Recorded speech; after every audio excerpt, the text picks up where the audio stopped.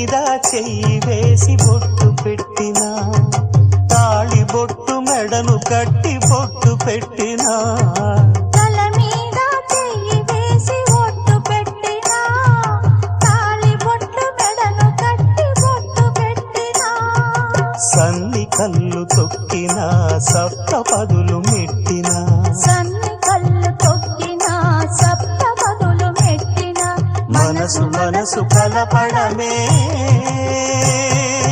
మంత్రం పరమార్థం. శ్రీరస్తు శుభమస్తు, శ్రీరస్తు శుభమస్తు. శ్రీకారం చుట్టుకుంది పెళ్లి పుస్తకం, ఇక ఆకారం దాచుతుంది